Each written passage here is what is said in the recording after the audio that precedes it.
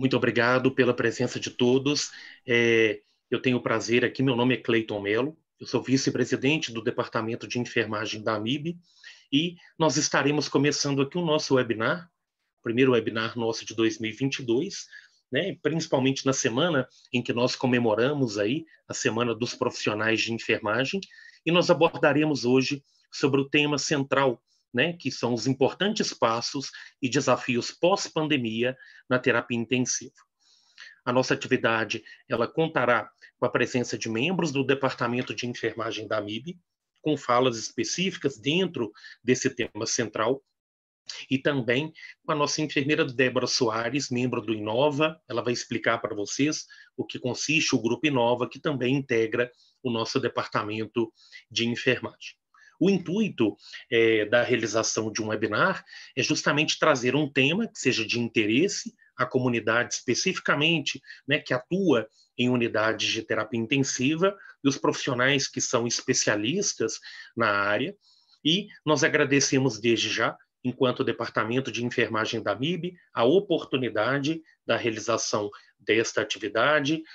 Lembramos aqui também a importância da ABENT, que é a Associação Brasileira de Terapia Intensiva, neste processo, e todos os seus líderes, e nós tentamos aí, nos últimos dias, realizar uma divulgação intensa para que todos os profissionais, né, estudantes e todos envolvidos, até com interesse na área de UTI, pudessem estar conosco aqui neste momento. Então, fazendo a minha apresentação formal, eu serei moderador desta atividade com vocês, e eu sou enfermeiro aqui na cidade de Belo Horizonte, Minas Gerais. A minha formação, eu tenho doutorado em gestão e enfermagem pela Escola de Enfermagem da UFMG, assim como o mestrado. Sou titulado pela BENT, que é a nossa certificação em terapia intensiva, e também a especialização em UTI, emergência e gestão do ensino superior.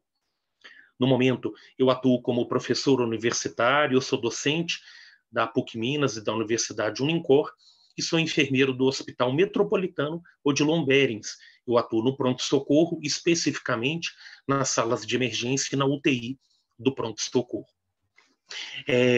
Eu agradeço, então, a presença de cada um dos membros do nosso departamento que estarão aqui conosco, especificamente o Dr. José Melquiades Ramalho, o Dr. Laurindo Souza, a doutora Sabrina dos Santos e a doutora Débora Soares. Para a organização da atividade, eu chamarei aqui, fazendo a apresentação individual de cada um dos palestrantes e quem conduzirá uma fala, e nós deixaremos o debate final com vocês. Podem mandar no chat aí as perguntas para que a gente possa interagir com vocês, direcionando sempre também para quem que vocês desejam direcionar uma pergunta, ou se ela é aberta a todos que estão aqui no webinar. Então, eu tenho o prazer aqui de convidar, né, nosso membro do Departamento de Enfermagem da AMIB, o Dr. Melquiades Ramalho.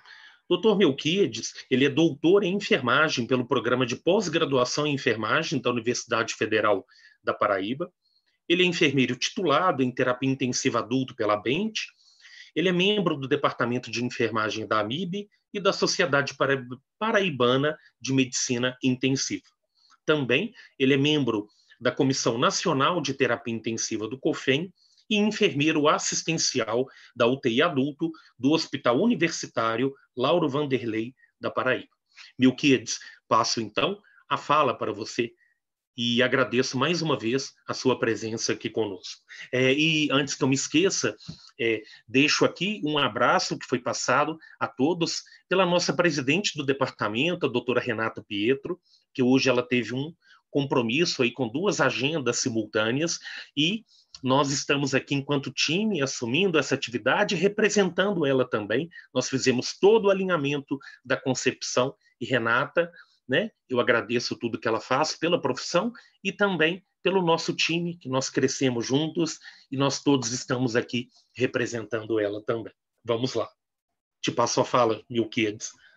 Boa noite, pessoal. Quanta honra mais uma vez estar reunido, estarmos nos vendo.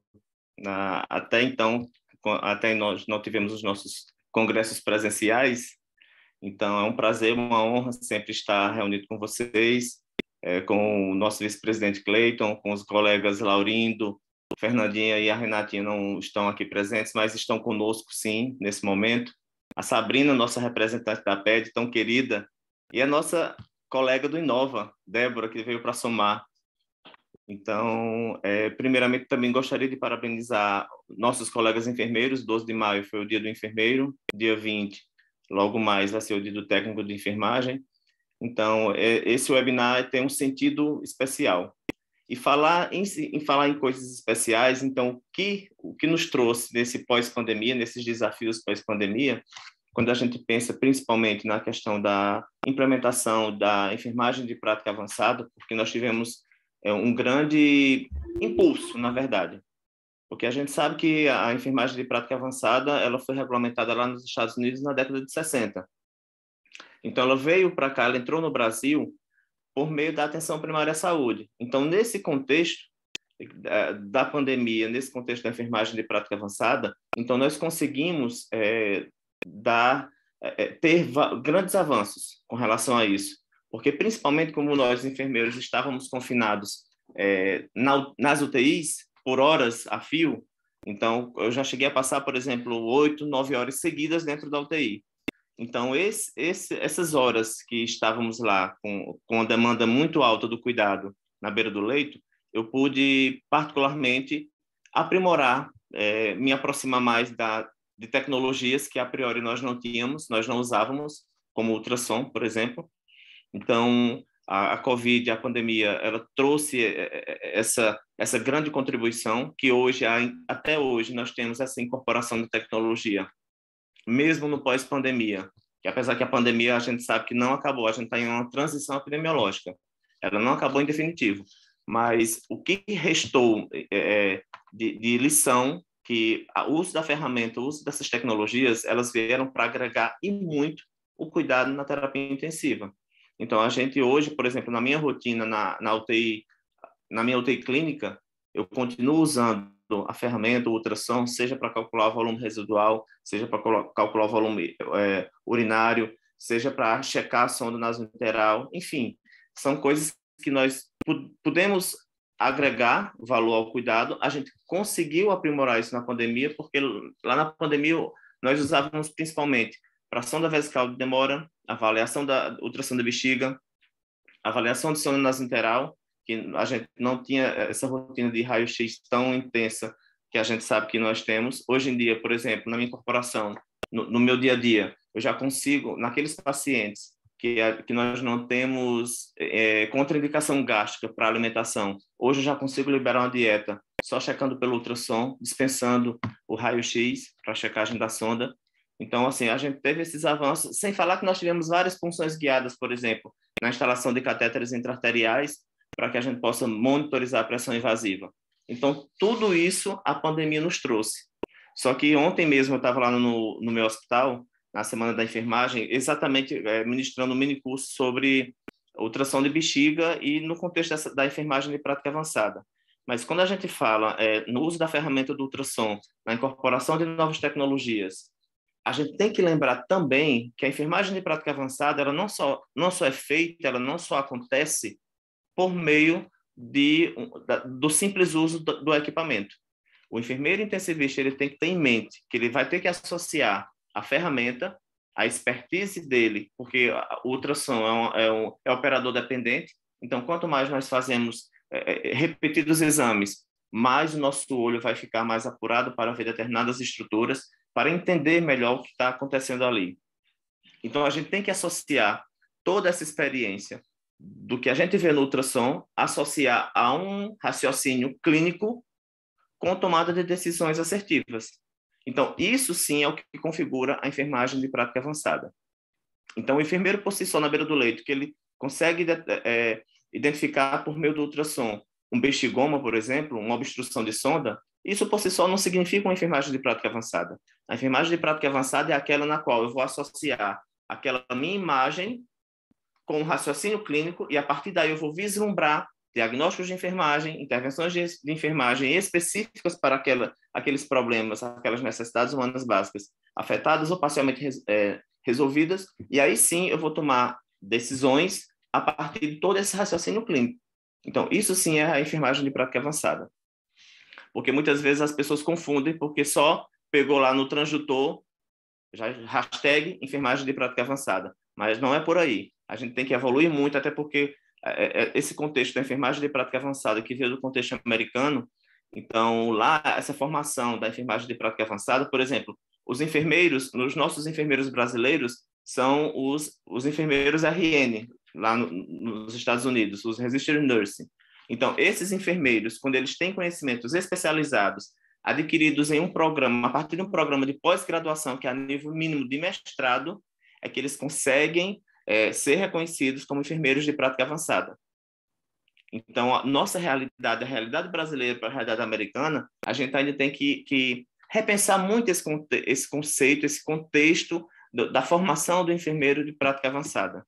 Até porque, por exemplo, nesse contexto americano de enfermeiros de prática avançada, a gente pode destacar os nurses practitioners, temos também os clinical nurses specialists, que no caso se encaixaria com os enfermeiros intensivistas, aqui trazendo para os moldes brasileiros. A gente ainda tem os enfermeiros anestesistas, mas tudo isso dentro desse programa mínimo de pós-graduação, com esses conhecimentos, com essas habilidades mais esmiuçadas, mais especializadas. Então, por isso que a gente tem que repensar o que é que nós classificamos como enfermagem de prática avançada, porque ela está atrelada exatamente com essa ampliação de leques, tanto de competências, quanto de habilidades, quanto de atitudes. Não é só um enfermeiro graduado, não é só um enfermeiro, por exemplo, titulado pela ABENT, que ele vai ser considerado enfermeiro de prática avançada. Ele tem que ter todo esse know-how, seja do uso de ferramentas que incorporem novas tecnologias, associado a raciocínio clínico e tomada de decisões assertivas. Isso sim é o que a gente entende, que a gente busca e almeja da enfermagem de prática avançada. Então, é isso que vai nos moldar para fazer com que o cuidado de enfermagem intensiva ele aconteça. Então, esses enfermeiros, por exemplo, esses clinical nurse specialists, que se encaixaria perfeitamente no padrão do enfermeiro intensivista brasileiro, então, o que é que se destacaria, o que é que se espera nessa incorporação dessas novas tecnologias? A gente espera que esse enfermeiro ele tenha um pensamento crítico profundo a partir dessas novas ferramentas, a partir dessas situações clínicas variadas do paciente crítico.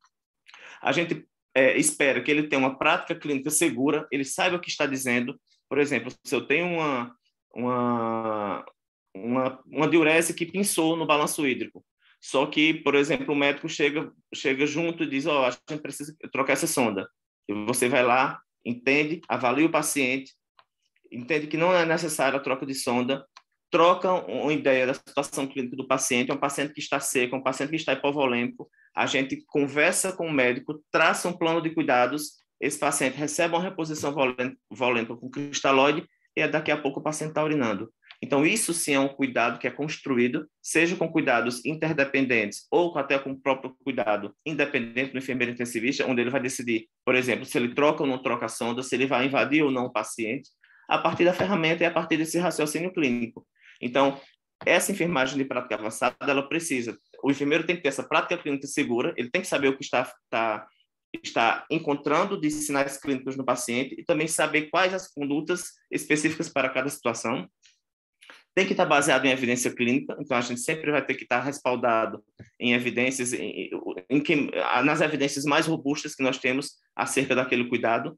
Temos também que ter habilidades de comunicação, até porque o enfermeiro é líder em um plantão. E ele não só lidera a equipe de enfermagem, então ele é um elo com todos os outros profissionais, com médicos, fisioterapeutas, odontólogos, fonoaudiólogos. Então ele tem que ter essa habilidade de comunicação para que ele possa, então, permear por todas essas situações clínicas e agregar valor. Ele tem que trabalhar em equipe e ele tem que ter uma relação muito boa com os seus pares. Então, tudo isso é o que constitui um enfermeiro intensivista no contexto da enfermagem de prática avançada, tá? Então, é uma coisa que nós defendemos. Hoje, no pós-pandemia, a gente continua levantando essa bandeira, a gente continua defendendo funções guiadas lá na nossa UTI, a gente continua fazendo os ultrassons de bexiga para avaliar os pacientes, estejam com sonda vesical de demora ou não, a gente está sempre avaliando essas bexigas. Inclusive, eu tenho médicos na própria UTI que às vezes chegam para trocar uma ideia com a gente uma discussão clínica e até nos pedem para que a gente avalie a bexiga do paciente. Meu querido, por favor, dá uma olhada naquela bexiga ali, naquele paciente, porque eu acho que não está legal, eu acho que essa diurese está pinçada, o que é que está acontecendo? Então, a partir daí, a gente senta, discute o caso clínico do paciente e tem uma tomada de decisão assertiva. Então, tudo isso com base nesse contexto da enfermagem de prática avançada, que esse a grande preocupação do enfermeiro nas UTIs hoje. Não só o fazer pelo fazer, mas um fazer crítico e reflexivo que realmente respalde, que corrobore com todo um raciocínio crítico e reflexivo junto do paciente. Não sei se você, Cleiton, queria levantar mais algum tema, algum assunto com relação a isso. Perfeito, Que não sei meu como está meu querido. tempo. Se você deixar falar, eu vou falando. Está assim. Meu querido, e eu acho interessante, você fala muito de prática avançada, né? Como a utilização da ultrassonografia, né? A beira-leito. Eu, particularmente, conto muito para os meus alunos. Eu tive a oportunidade de fazer esse curso em dezembro do ano passado e achei muito inovador. Eu achei complexo, né? Porque a gente também tem que ter prática. E me chama bastante atenção, porque na realidade onde eu trabalho, eu percebo que os médicos já utilizam muito, como você fala, a ultrassonografia, e eu não percebo, e uma coisa que eu acho interessante da gente falar, eu não percebo grande parte desses profissionais convidando, até chamando os profissionais de enfermagem para aprenderem, para executarem. Eu não sei se é a sua percepção também. Então, a gente toca aqui numa coisa muito delicada em relação a isso. Por quê? Como a gente fala aqui, por exemplo, da prática avançada do ultrassom, ele nos atende hoje muito nessa questão mesmo do resíduo urinário, né, da retenção, do critério para o protocolo de cateterismo urinário, os pacientes de acesso venoso de difícil punção, e eu falo com vocês de coração uma percepção que eu tenho, porque a grande maioria dos profissionais médicos, residentes de plantão, eles puxam o carro de ultrassom, vão lá, à beira-leito, eles que às vezes comunicam o enfermeiro que a bexiga, eu estou falando isso em todos os plantões, né? Porque a gente não está lá todos os dias. Mas eles que chamam o enfermeiro para comunicar que o paciente está com retenção urinária e comunica. Muitas vezes, quando o técnico de enfermagem comunica que o paciente está com acesso difícil, ele mesmo vai lá e faz. E eu não percebo da classe médica um interesse de que a enfermagem se aproprie dessa tecnologia. Se eu tiver errado, você me corrija, mas a gente fala muito de relações de poder, né, meu? O Lázaro, que é o nosso amigo aí também de terapia intensiva, fala muito disso, até no mestrado dele, e aí me chama bastante atenção sobre isso, porque nós não poderemos esperar convite dos profissionais, ou estímulo, principalmente da classe médica, para que a gente entre, faça o curso que a instituição ofereça. Eu não percebo isso.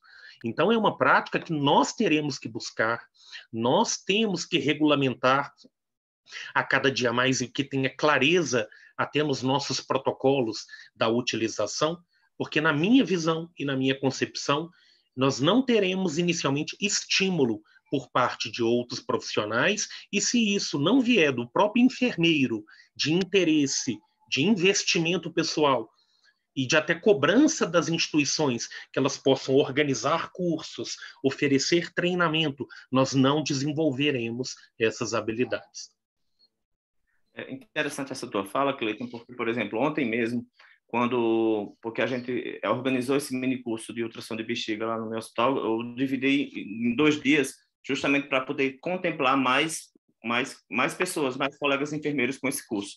E eu conversando lá com a gerente geral nossa, com a Carol, a priori nós iríamos utilizar um aparelho de ultrassom que não seria o aparelho de ultrassom do hospital. Era um aparelho de ultrassom, um outro aparelho. Claro que nós iríamos falar sobre as mesmas funções, sobre ganho, sobre brilho, sobre profundidade, que são funções em todos os ultrassons que nós temos. Só que de um aparelho para o outro, a gente tem pequenas mudanças em botões, em configurações, em nomes, o que é profundidade, o que é ganho, o que é brilho. Aí eu fui que eu sentei com ela, exatamente para matar essa sua charada. De Carol, vamos utilizar o ultrassom do hospital, porque essa é a forma de nós estimularmos os enfermeiros a não somente fazer o curso, mas também que eles peguem o aparelho de ultrassom, que começam a utilizar essa ferramenta. Porque, por mais incrível que pareça, o obstáculo maior que eu tinha com o ultrassom era ligá-lo.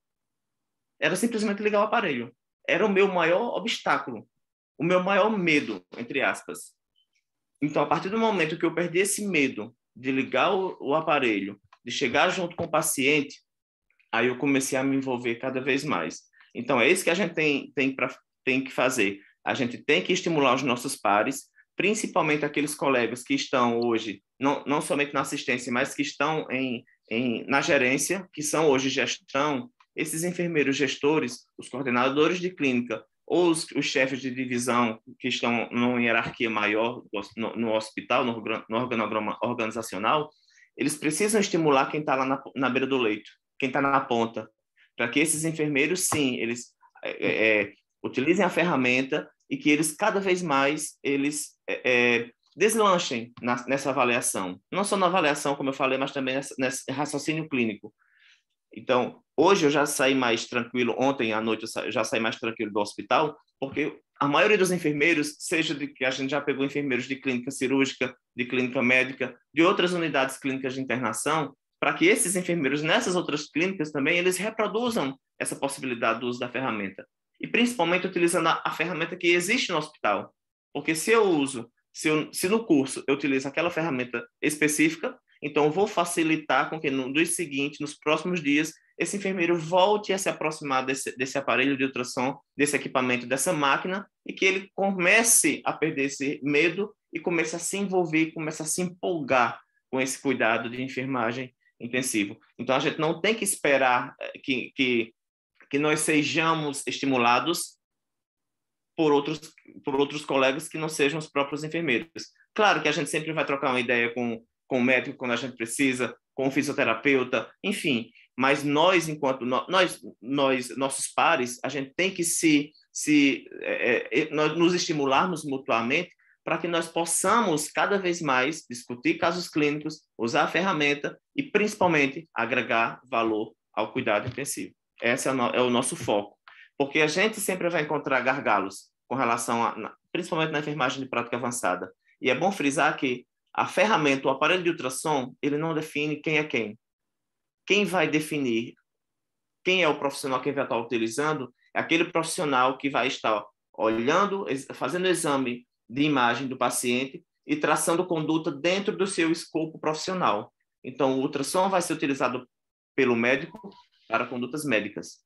O ultrassom vai ser utilizado pelo enfermeiro para análise de imagens, e não é diagnóstico nosológico que nós vamos fazer, nós vamos analisar imagens para identificar problemas de enfermagem que vão nos levar a diagnósticos de enfermagem, que vão nos conduzir a intervenções de enfermagem, tomadas de decisões assertivas com base no que nós mais fazemos, da sistematização, da assistência de enfermagem. Então, esse é o nosso foco. A ferramenta não diz quem é quem.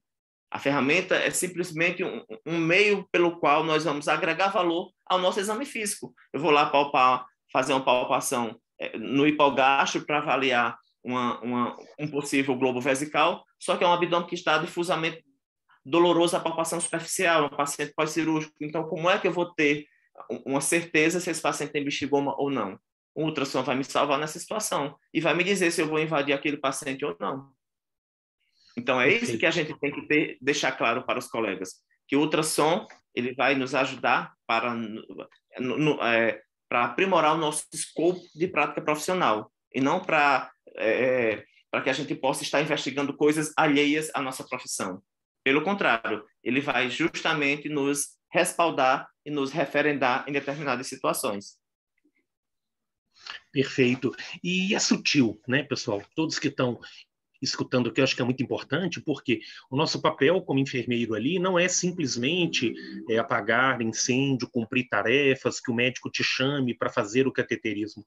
O que o meu Kids coloca que nós tivemos uma visibilidade muito grande na pandemia, e isso, quando a gente fala do pós-pandemia, ou nessa fase de transição pandemia, isso é muito claro, o envolvimento do enfermeiro com a gestão de unidades, com a contingência, com o treinamento, e nós vamos falar disso aqui, hands-on, que o Laurindo vai falar na sequência, da capacitação de profissionais, mas é muito importante que a gente não esqueça que nós temos também um diagnóstico, por exemplo, pela NANDA, de eliminação urinária prejudicada, em que, na verdade, você não depende de diagnóstico somente por parte do médico, e a gente não pode ser tão ingênuo de achar que todos os profissionais vão ver com bons olhos a apropriação de uma tecnologia dessa pelo enfermeiro.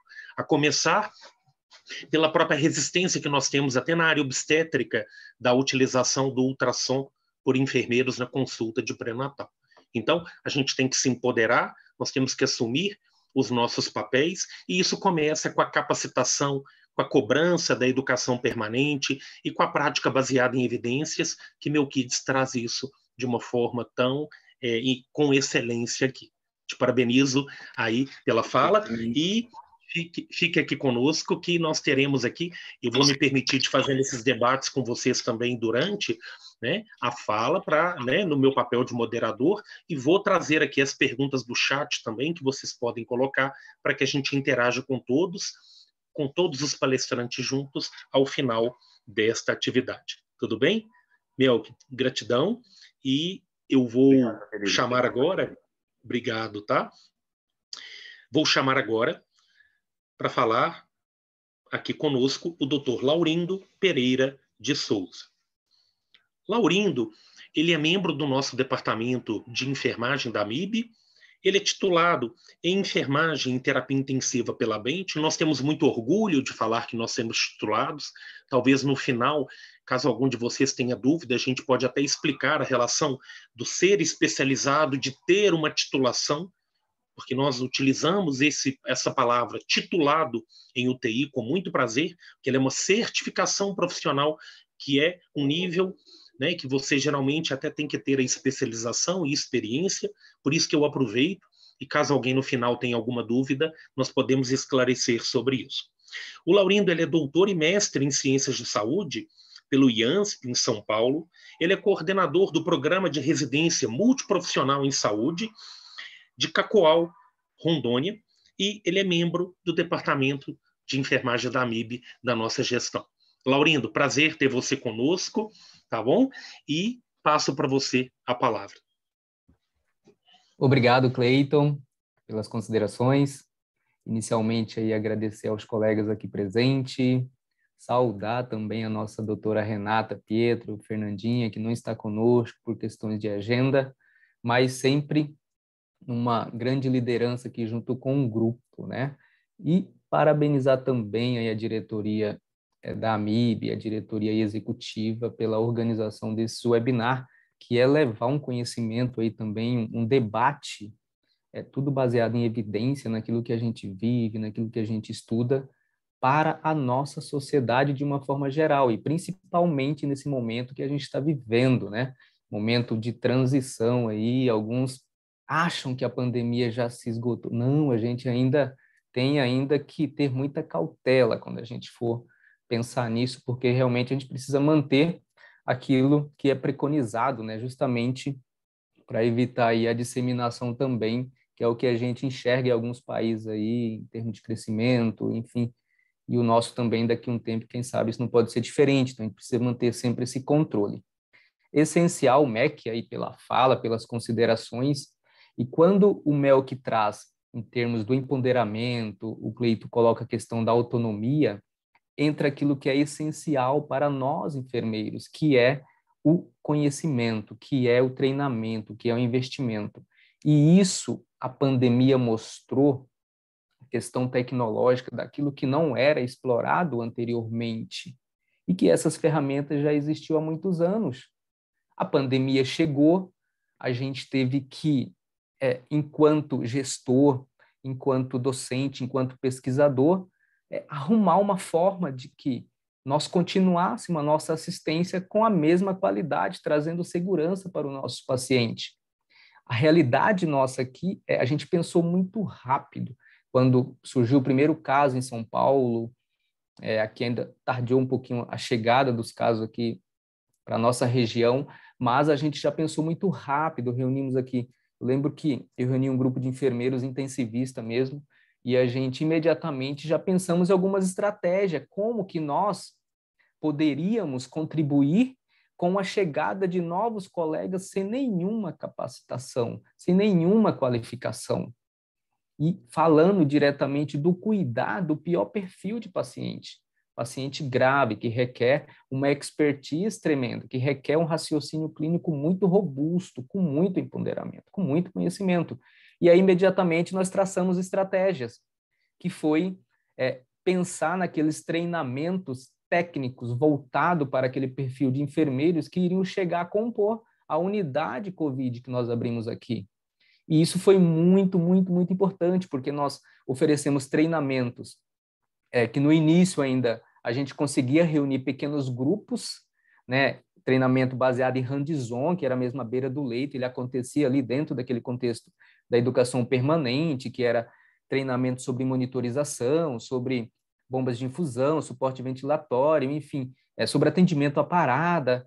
E, de repente, esse treinamento foi oferecido e, de repente, acumulou-se tudo, a demanda foi muito grande, tudo, né, foi chegando aquela questão do esgotamento de todo mundo, e realmente a gente teve que fazer uso daquilo que é essencial, que é o que a gente está utilizando nesse momento, né, a tecnologia, as bases de dados, as redes, para que nós conseguíssemos levar o treinamento para a equipe. E assim a gente fez, junto com o nosso grupo de residentes, junto com nossos enfermeiros, que realmente sempre abraçaram essa questão da causa. Enfermeiro intensivista, ele tem esse perfil da preocupação em oferecer o que é de melhor sempre para os nossos pequenos grupos daqueles enfermeiros não intensivistas, justamente pelo olhar que nós temos do conhecimento um pouco mais avançado, um pouco mais aguçado, e justamente para a gente conseguir equilibrar um cuidado um pouco mais seguro para os nossos pacientes.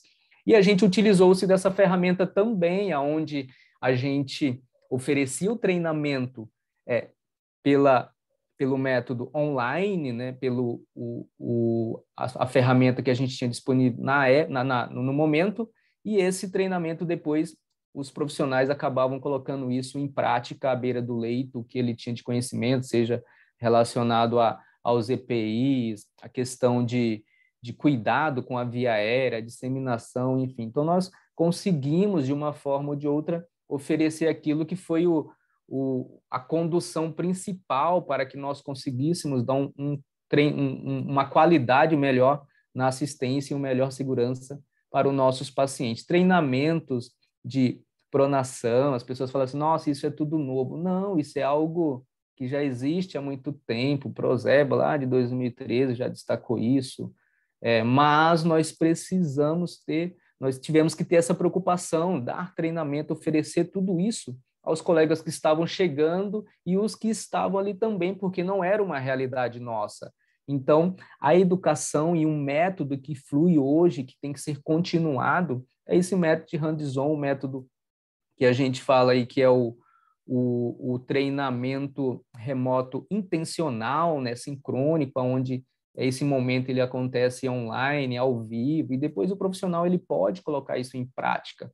Por exemplo, hoje alguns cursos de ultrassom ele acontecem nessa modalidade onde eu tenho o conhecimento teórico pelo expert por essa modalidade, eu vou depois colocar isso em prática naquelas modalidades que o curso exige. Então, essa modalidade, essa ferramenta, ela é essencial e ela vai continuar por muitos anos. Acontece que a base, os currículos precisam aperfeiçoar isso. Os profissionais precisam saber como utilizar dessas ferramentas, porque aquele modelo que a gente tinha anterior, no perfil da formação do enfermeiro e dos profissionais da saúde, que era aquele método muito mais focado no eixo epistemológico, no eixo pedagógico e metodológico, aquilo já não dá mais certo.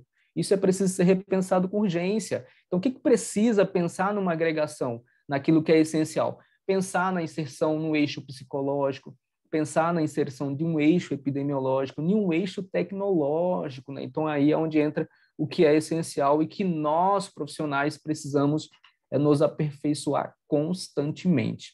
Esse método funciona, dá certo, hands-on, sincrônico, intencional, ele dá certo, mas é preciso de ferramentas adequadas, e que isso não é algo que é especificamente de um ou dois, é de uma grande população, porque a gente tem que olhar para todos os cantos, que o Brasil é um país heterogêneo. Então, assim, essa tecnologia, a internet, o acesso, ele é e acontece em todos os cantos. Então, tem profissionais, tem colegas que não têm acesso a essa ferramenta, tem profissionais que a gente enxerga que é uma das barreiras da oferta dessa tecnologia, porque às vezes o profissional, o colega, ele não consegue ter acesso a esse tipo de tecnologia, ao celular, ao notebook. Então, isso também é um dos impedimentos, e que a gestão, a questão política precisa entender desse cenário também, saber como pontuar e como pautar isso, né? E uma coisa que é essencial também nesse contexto, e que demonstrou muito poder na nossa profissão, baseado em tudo que a gente fez ao longo dessa pandemia, através de milhões de perdas, né? A gente precisa ter esse sentimento em termos de tudo que a gente perdeu, mas a gente avançou alguns degraus, e que a gente precisa cada dia mais empoderar através de conhecimento, tendo mais autonomia, e cada dia mais avançar ainda, porque ainda não é o suficiente. A nossa profissão, a especialidade da terapia intensiva, era uma especialidade escondida. E a pandemia mostrou o quanto que isso é importante, o quanto que essa especialidade sustentou essa pandemia, justamente com o maior sistema de saúde público no mundo, que é o SUS.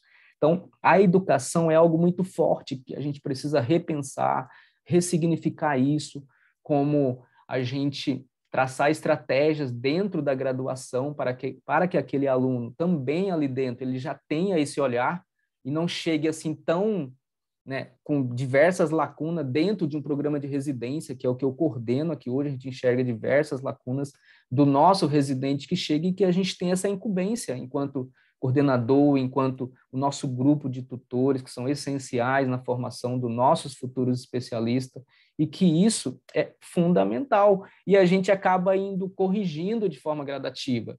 Nossos residentes hoje, eles manipulam o nosso ultrassom, né? Porque a gente oferece aquilo que é o momento prático para ele, a gente dá aquele treinamento em hands-on, à beira do leito, mas eles precisam buscar fora uma qualificação diferenciada para que eles tenham uma chancela, uma certificação, porque só aquela habilidade ali não é o suficiente. Eles precisam ir muito além, e que eles tenham aquilo em mente, não só o nosso residente, mas assim como todo profissional do intra-hospitalar, essa expertise de buscar um conhecimento, de querer ser um pouco mais, ser diferente, não querer só esperar, né? Aquilo que o Cleito colocou, o profissional ele não pode ficar esperando, a gente tem que correr atrás de ser cada dia melhor. E junto comigo a gente entende que vem outras pessoas querendo ser melhor também, porque a gente precisa provocar isso, e o que a gente faz diariamente é uma provocação baseada em evidência, né? A pesquisa é algo que veio com muita força, né? Nunca se produziu tanto no mundo como houve de produção nessa pandemia, e ainda está acontecendo, e a gente ainda conhece muito pouco desse monstro que nos assalou muito, né? E a gente precisa gradativamente ir estudando diuturnamente. Eu acredito muito na educação, eu acredito muito naquilo que eu conquistei ao longo dos tempos estudando, assim como outros colegas que são minhas referências, que são nossas referências, conquistaram também. E eu digo aqui que não é um impossível, né? A gente tem que lutar diuturnamente, querendo cada dia ser melhor e fazendo o melhor para os nossos pacientes, porque junto com nós vem aí uma multidão, tá? Vem uma multidão. E o hands-on é uma modalidade que funciona, agora precisa ter estratégia de organização, como que isso pode acontecer na modalidade o híbrido intencional, remoto intencional, que a gente fala sincrônico, como que isso tem que ser oferecido, né? Quando eu disparo isso para um grupo, eu tenho que pensar, será que aquele grupo meu de enfermeiros, daquele hospital que eu estou ali gerenciando, todo mundo consegue ter acesso a essa ferramenta? Então, é uma coisa a se pensar também, o gestor ele tem que ter essa preocupação, não pensar só naquele momento organizacional, mas a forma como isso vai chegar e a forma como as pessoas vão captar essa informação, porque eles precisam ter a informação para depois chegar na prática e conseguir executar isso de uma forma mais segura e que à beira do leito, tenha pessoas também que consigam elucidar as dúvidas, demonstrar de uma forma diferenciada como que isso pode ser executado. Tá? Eu acho que a minha fala é mais nesse sentido, tá, professor Cleiton? Estou aberto aí também ao debate, se quiser fazer alguma contribuição, fique à vontade também. Tá? Perfeito, parabéns, professor Laurindo. Deixando claro para todos que vocês podem deixar aqui no chat perguntas, tá? Direcionadas, que ao final nós estaremos retomando aqui o chat para debate. E Laurindo traz uma abordagem, né, com foco em capacitação, em desenvolvimento de habilidades, porque ficou muito claro para todos nós que vivenciamos aqui esse boom da pandemia, a carência, primeiro, de profissionais com expertise em cuidado ao paciente crítico, e nós passamos a ter que trabalhar subitamente e rapidamente com unidades novas, profissionais novos. A gente tinha que trocar realmente o pneu com o carro andando e, principalmente, entendendo que esses profissionais estariam lidando com pacientes de alta complexidade. Então, quando nós perguntamos hoje o que é uma tendência em relação a treinamento de equipes, está fora de moda e é inviável mesmo, quando a gente fala, aquele tipo de prática de juntar metade da equipe da UTI ou da emergência, 10 horas da manhã, levar para um auditório, ficar lá com eles 1h30. Isso não é a nossa realidade mais. Primeiro, porque a gente tem a resistência de muitos profissionais até a comparecer nesses treinamentos, dependendo do horário. A gente tem várias publicações recentes que deixam claro que o que é mais efetivo é fazer treinamentos curtos dentro da unidade, por pequenos clusters ou grupos de colaboradores, e não somente repassando informações, mas buscando nele aquilo que é prática, aquilo que é dúvida, e pedindo também que eles leiam os protocolos assistenciais. Por isso que o nosso conceito é muito mais de educação permanente, né? E por mais que a gente trabalhe numa instituição que não tenha um serviço estruturado de educação permanente, esta é uma das competências e deveres do nosso exercício profissional. O monitoramento de todos os profissionais, o acompanhamento, e o Laurindo traz uma questão importante, que é esta avaliação.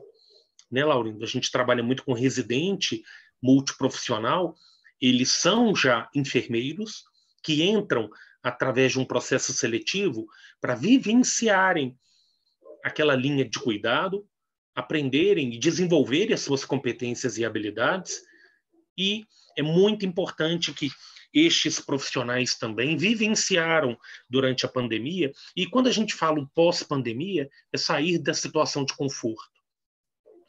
É entender a contingência, entender o monitoramento e a priorização daquilo que é mais importante nos nossos plantões. Eu trago isso para mim, que na minha prática profissional, talvez o que ficou mais importante do pós-pandemia, na rotina de trabalho, foi até mesmo entender que a gente tem que estabelecer metas durante o plantão, prioridades daquilo que você tem que fazer primeiro, né? E entender que a sistematização da assistência e a supervisão de enfermagem durante o trabalho das equipes, ela é de nossa competência direta. Por isso que o treinamento, a capacitação e o entendimento de que, se eu não tenho uma equipe de educação permanente na instituição, um enfermeiro, um profissional específico, isso não é motivo para que eu não desenvolva treinamento com estes profissionais. E o monitoramento e a avaliação é, sim, de nossa competência. Perfeito, Laurindo? Ótimo, Cleiton, essencial. Essa questão que você traz aí, a questão do que muitos colegas nossos hoje saem da graduação sem conhecer o nosso código de ética. Tem um ponto principal lá da importância da nossa participação, que é isso que o Cleiton colocou, questão da educação, né, da organização, do planejamento. Então, isso é essencial. Eu não posso ficar esperando. Eu tenho que criar estratégia como um excelente enfermeiro, porque eu coordeno equipes. Eu não sou coordenador da unidade, mas é coordenador de equipes. Eu tenho todo um perfil de pacientes que eu preciso oferecer cuidados qualificados. Então, nós, enfermeiros à beira do leito, enfermeiros da assistência, nós precisamos planejar estratégias organizacionais para que nós consigamos oferecer para a nossa equipe mesmo. E uma estratégia importante é, se o teu hospital tem protocolos na UTI, tem os procedimentos operacionais padrão, que você trabalhe aquilo durante o teu plantão. Isso é essencial. Não adianta também eu ter diversos protocolos arquivados, ali guardados, a equipe não acessa. Então, nós, enfermeiros, como um profissional crítico, reflexivo, nós precisamos fomentar isso dentro das nossas unidades, que nós trazemos a equipe para esse momento de conversa, esse momento prático ali. Não funciona mais aquele modelo que o Cleito colocou, de eu tirar a equipe para um auditório, para uma mini sala. A nossa equipe já está subdimensionada. Não tem como eu tirar metade da equipe e deixar a outra metade ainda mais sobrecarregada. Esse modelo ele não funciona mais, tá? Que a gente ofereça isso por essa modalidade, mas que o momento prático a equipe exerça e coloque isso em xeque dentro da terapia intensiva, dentro do seu ambiente de trabalho. Eu acho que aí o resultado ele é muito mais favorável, né? A gente consegue obter muito mais resultados em relação a esse tipo de ação, quando muito bem planejada, quando muito bem organizada. Tá bom? Perfeito, muito obrigado, professor Laurindo. Eu estou vendo aqui no chat que Roberto, né, um participante conosco, Roberto Gomes, levantou a mão. Roberto, eu vou pedir que você escreva no chat a tua pergunta e a quem ela está direcionada e qual tópico você deseja debater, porque aí no final nós vamos abordar aqui a sua pergunta, né, e a sua colocação com todos os participantes do webinar. Tá bom? Muito obrigado, professor Laurindo. E chamo, a partir de agora, para a nossa atividade, a doutora Sabrina Pinheiro. Sabrina, ela é enfermeira titulada em UTI pediátrica pela Bent. Ela é doutoranda pela Escola de Enfermagem da Universidade Federal do Rio Grande do Sul, mestre em Saúde da Criança e Adolescente por essa mesma instituição, e ela é a nossa referência no departamento de pediatria, né? Ela é enfermeira pediátrica assistencial da Unimed de Porto Alegre. Então, Sabrina, seja bem-vinda, obrigado aí por aceite do convite e a participação conosco aqui. Fique à vontade. Obrigada, gente. Boa noite, né? Muito feliz de estar aqui dividindo, né, esse webinar aqui com vocês, com essa responsabilidade, né, de falar de pediatria. Sendo só eu de pediatria, né? Eu tive várias experiências diferentes dos meninos, e da Fernanda e da Débora. Vou começar falando que a gente precisa dar um destaque para o fato, né, de que nós ainda estamos em pandemia, né? Os guris já trouxeram, né, isso, mas a gente precisa reforçar, né? E aí, puxando um pouquinho, né, para a parte pediátrica, eu quero trazer algumas coisas de números rapidinho, né? Em fevereiro desse ano, no geral, tanto criança como adulto, a gente teve, num único dia, que foi no dia 3 de fevereiro, a gente teve quase 300 mil novos casos de Covid, tá? Num dia só.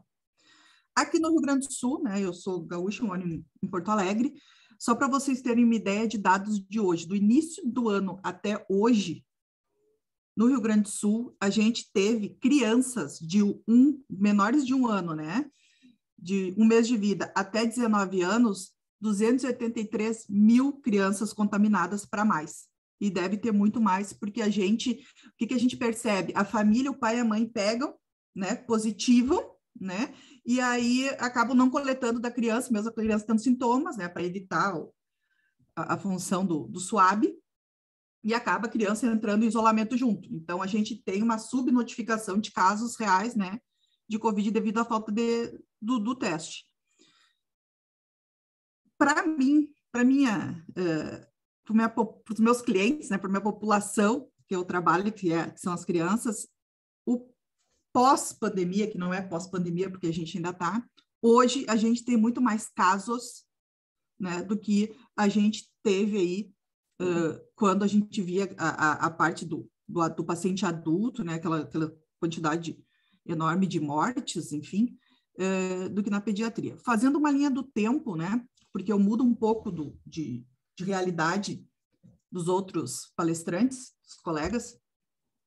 Quando a pandemia começou, a gente teve a sensação, a gente pediatria, que não afetava a criança, que isso foi o que foi nos falado, né? Criança não pega Covid, começou naquela função de criança não pega Covid, final de 2019, início de 2020. Quando o hospital que eu trabalhava estava montando as alas para receber os pacientes Covid adulto, eis que chega um paciente dentro da UTIP, né, dentro da UTI pediátrica, com Covid, o mesmo perfil, um guri de 9 anos, com o mesmo perfil de doença do adulto, com todo dano pulmonar, com pulmão de Sara, né, que foi lá no Prona e Disprona, ficou 20 dias lá com a gente, e aí vem tudo isso que os colegas já falaram, né. Covid não pega em criança, a gente não tinha nem área preparada para isso. Então, iniciou-se a pandemia, se projetou, né, tudo um atendimento adulto, nós na pediatria ficamos esperando para ver como ia se suceder, e aí quando viu começou a chegar pacientes positivos também. Claro que a gente não teve a gravidade do adulto, né, a gente não teve todos os casos, todos os óbitos, mas aconteceram sim, né. Eu tive paciente que foi a óbito comigo dentro da UTIP por Covid. Inclusive, hoje, se a gente pegar esses dados aqui do Rio Grande do Sul, e todo estado tem esses dados, né? Eu fiz uma busca pela internet agora nos últimos dias, os estados, eles talvez não sejam do dia, mas eles trazem dados conforme faixa etária. Então, aqui no Rio Grande do Sul, quando eu digo para vocês que eu tenho 273 mil casos, né, de Covid desde o início do ano, só na faixa etária de 15 a 19 anos tiveram 53 mortes de adolescentes, vamos dizer assim. Então, isso nós estamos em 2022, né? Então, a pandemia está sim, né? Voltando, chegou a criança, vamos ter que fazer treinamento. E isso é outro ponto que vai ser diferente no pós-pandemia, né? Já é diferente agora, como o Laurindo já disse e o Cleiton falou também, não temos como voltar atrás, né? Aquela dificuldade que a gente tinha de conseguir juntar as pessoas para treinar, para passar protocolo, padronizar algumas coisas, hoje em dia tu resolve tudo, né? Fazendo aí as reuniões, tipo essas reuniões virtuais que a gente está fazendo aqui agora, né? Resta saber como é que a gente vai conseguir lidar com isso, né? Porque é uma ferramenta excelente, mas e que chegou, né, muito rápido, que a gente foi obrigado a aprender a usar, mas aí a gente ainda está tentando aí entender. E fez muitas pessoas que eram céticas em relação a computadores, a tecnologias, a ter que aceitar isso, né? A ter que aprender, a ter que adquirir, né? Muitas pessoas nem adquiriam, nem tinham celulares, e hoje em dia a gente sabe que tudo aí está baseado na tecnologia. Durante a pandemia, a gente, então, nós da pediatria tivemos diferentes cenários no Brasil todo, né? Eu conversava muito, sempre conversei muito com pessoas que trabalhavam em UTIs pediátricas de Fortaleza, São Luís do Maranhão, né? O pessoal de São Paulo, Rio de Janeiro, e cada um de nós tinha uma realidade diferente, né? Enquanto eu aqui no Sul, as crianças literalmente estavam guardadas dentro de casa, eu tive pouca procura, né? A gente teve por muito tempo leitos de UTI fechados, UTI pediátrica e internação pediátrica fechada por falta de paciente, não saía de casa, não adoecia, né?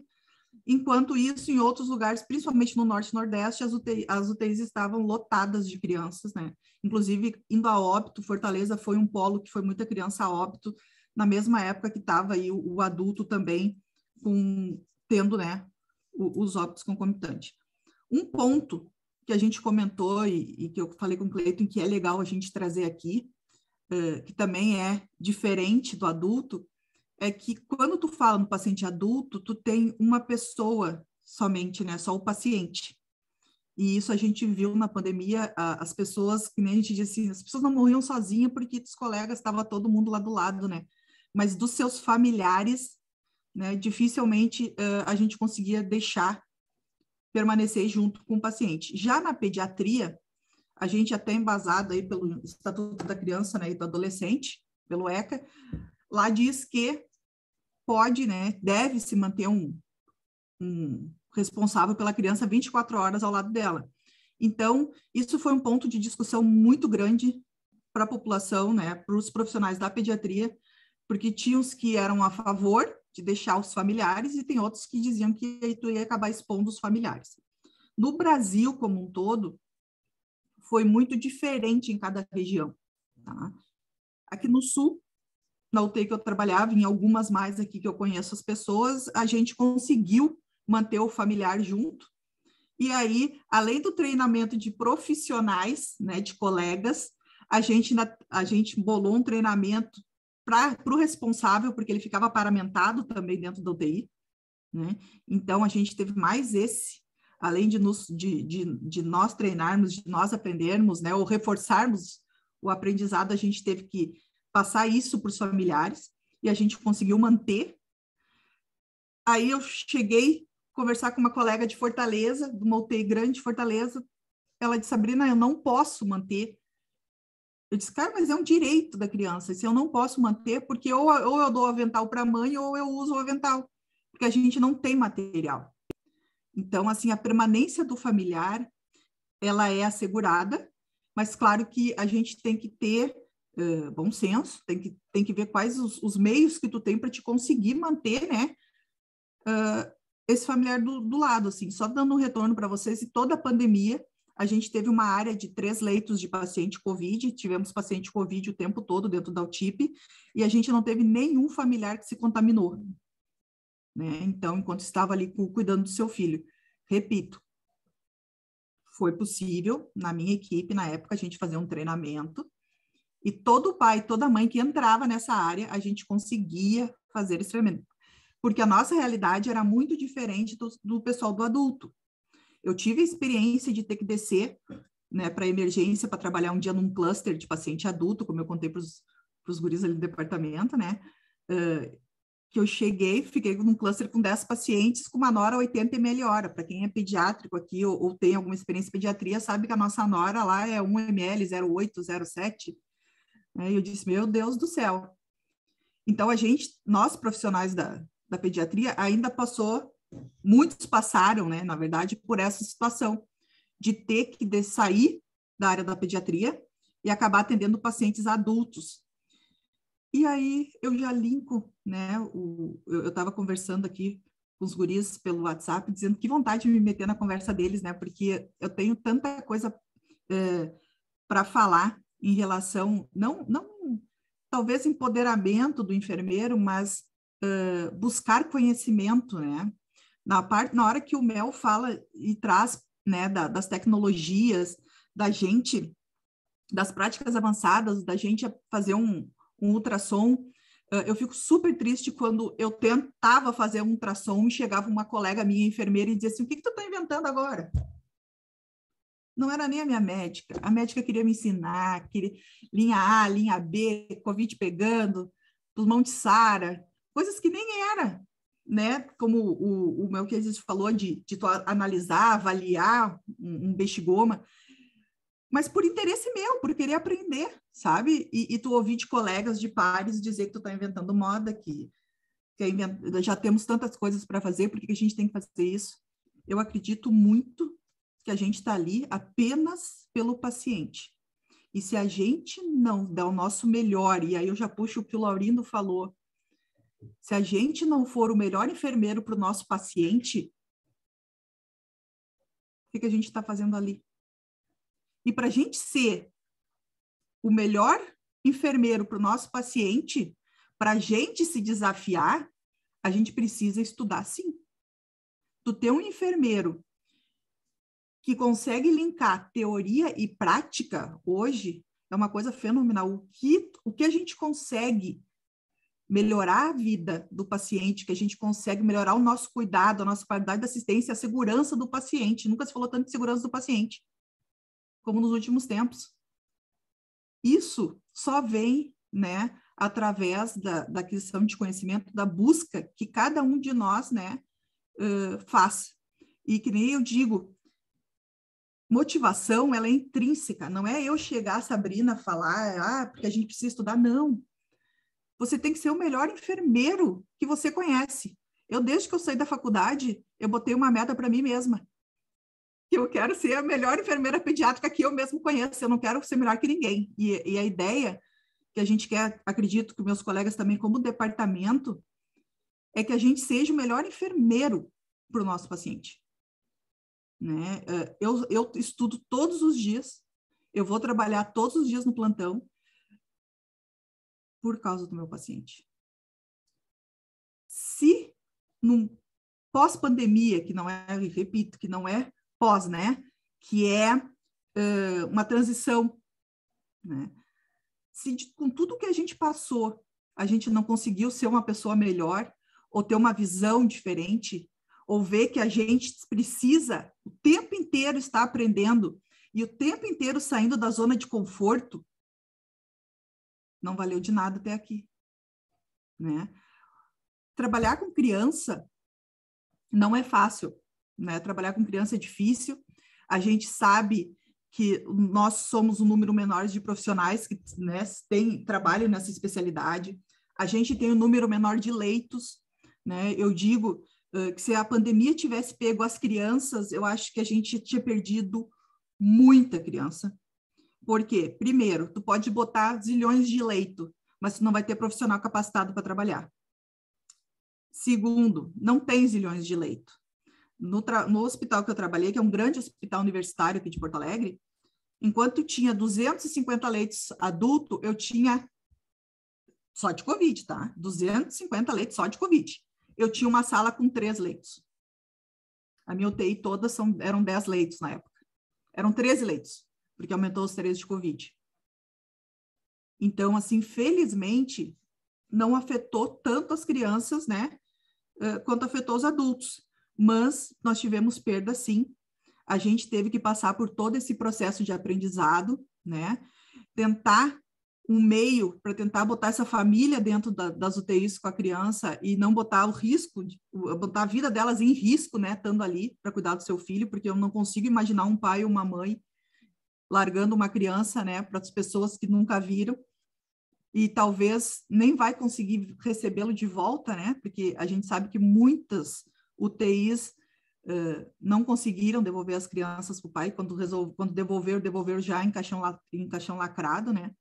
Isso a gente sabe que acaba tendo uma grande dificuldade em relação ao luto, né? Porque não tem como tu formar um luto, tu entregando uma criança e tu recebendo um quadrado fechado, né? A gente viveu isso, né?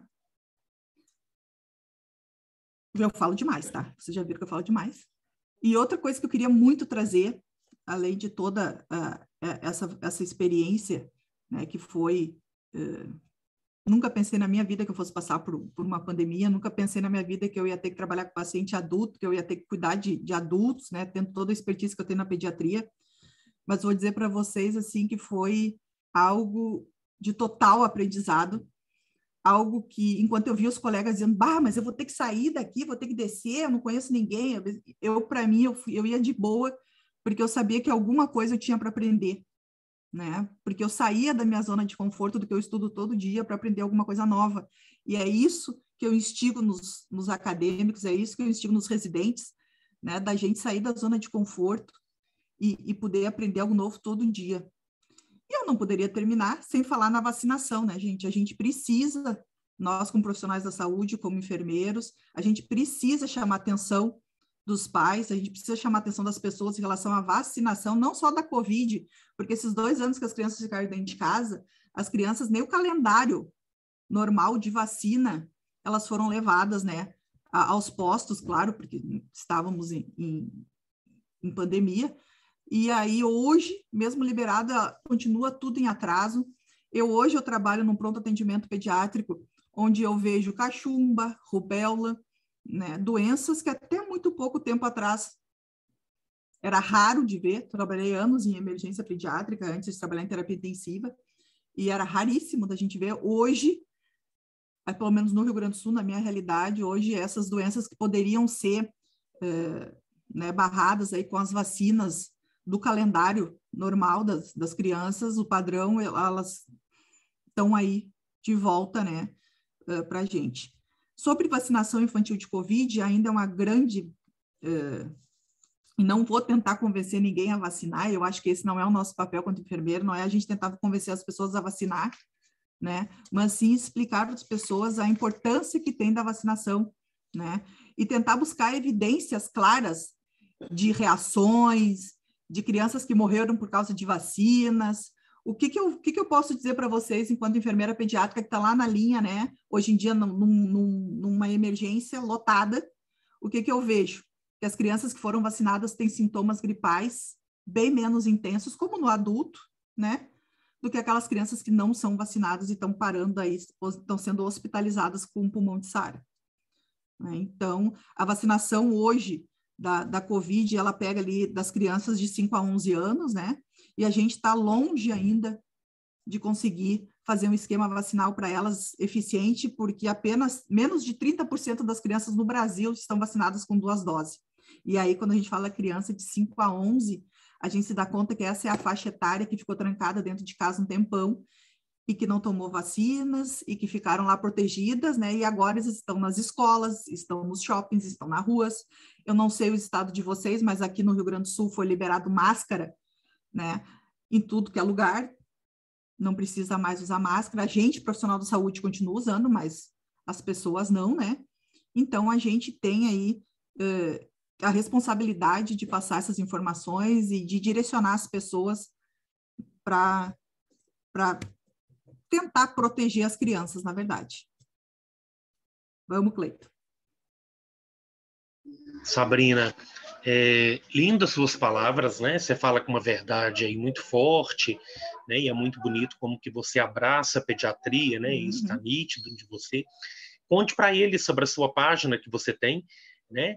No Nurse-Ped. Eu queria que você contasse, é interessante, tem alunos aqui, na verdade, vários enfermeiros. Com a função da pandemia, né? Da gente poder precisar estudar. Eu e Valesca é de Minas, né? Nossa amiga, né, Cleiton? Eu e Valesca resolvemos, vamos abrir uma empresa, assim, que estude enfermagem pediátrica. Então, a gente, lá em outubro de 2020, a gente criou a Nurse-Ped. A Nurse-Ped, a gente trata de todos os temas, mas a nossa expertise é pediatria, então 99% dos temas que estão lá são pediátricos, né? E a gente tem uma área de membros, uma área de enfermeiros que querem estudar pediatria, onde a gente faz nessa área vídeos, aulas, debates fortes, a gente tem grupo de estudo, né? Então, aqueles enfermeiros que têm uma afinidade com pediatria, mas que se veem, assim, pequenos, né, no meio desse monte de profissionais, principalmente da área adulta, né, a gente tem um grupo, e é um grupo que é o Brasil todo, assim, eu fico bem feliz, porque foi um divisor, tu falaste da Bent, né, entrar para a Bent foi um divisor de águas na minha vida, né, foi, assim, abrir, né, porque eu percebo que muitos enfermeiros fazem a graduação, começam a trabalhar, a gente precisa pagar as contas, e a coisa vai ficando naquilo, e daí um plantão aqui, às vezes trabalha 2, 3 lugares, e a gente não se atenta para um mundo muito maior que tem, né, de ensino, de referência, de você se tornar uma referência, né?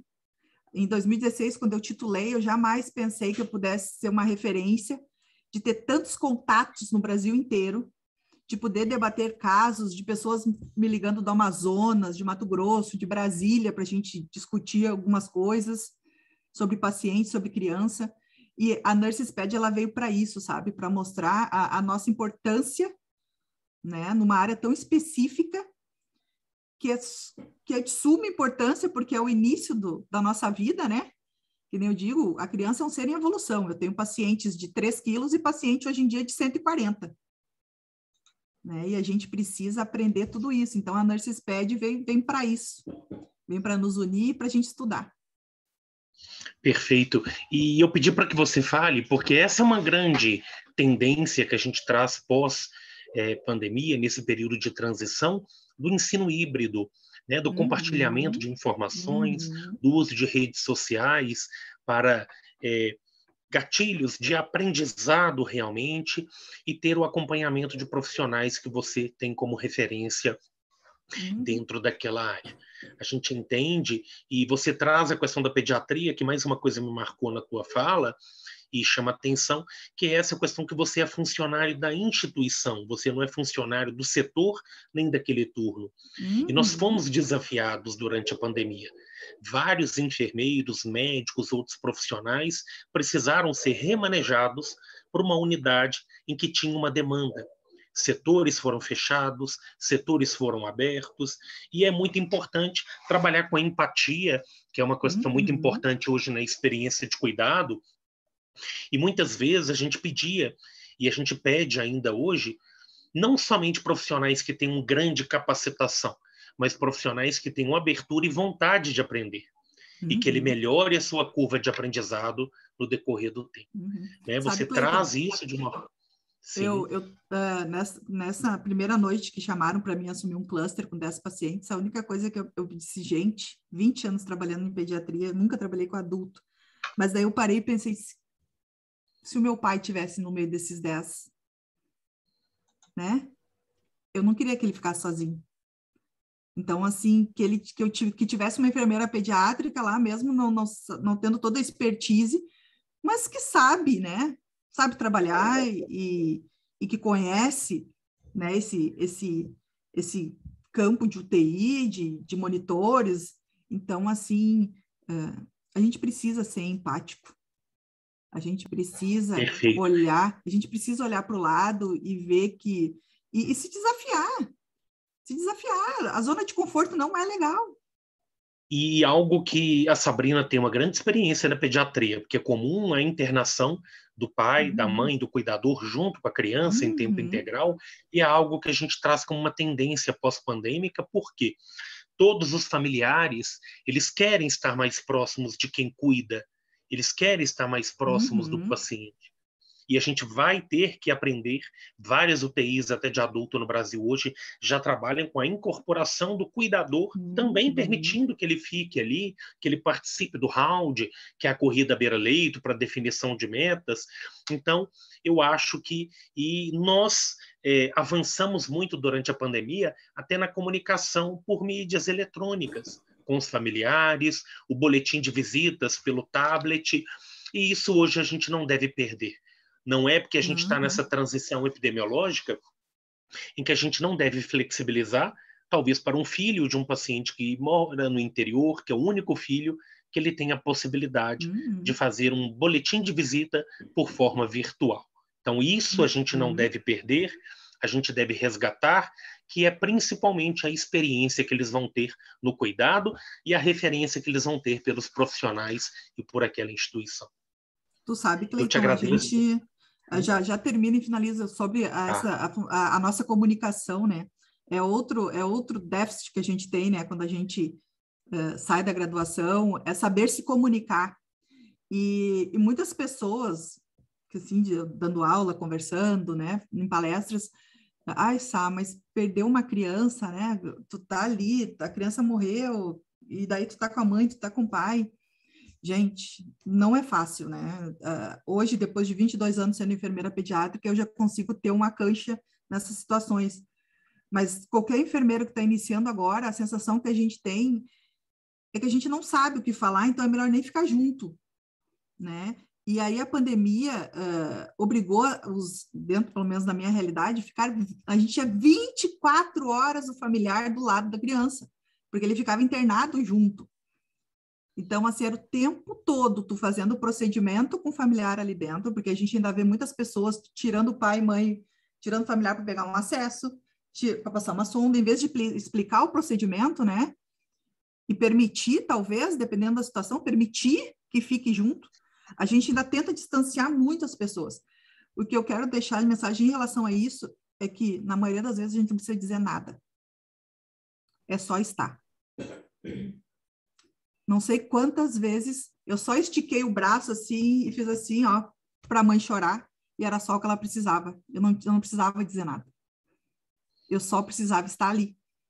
Então, se todo mundo começar estando ali,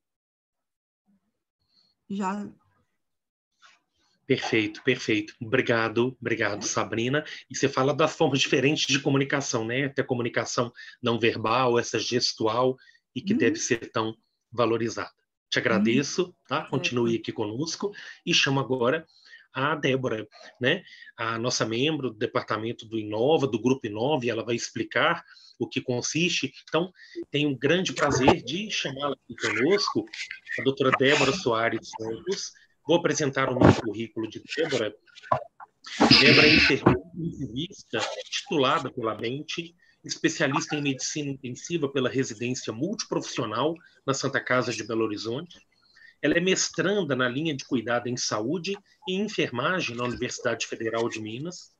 Ela é membro do comitê diretivo do Grupo Inova da AMIB e é docente nas pós-graduações de UTI e emergência da Faculdade Santa Casa de BH. Débora também atua como enfermeira da governança clínica do Hospital Socorro e ela é membro do Núcleo Interdisciplinar de Investigação em Medicina Intensiva da Universidade Federal de Minas Gerais, além de atuar na Sociedade Mineira de UTI, que é a SOMIT, como instrutora do curso de ACLS. Débora, seja bem-vinda. Passo a você a palavra.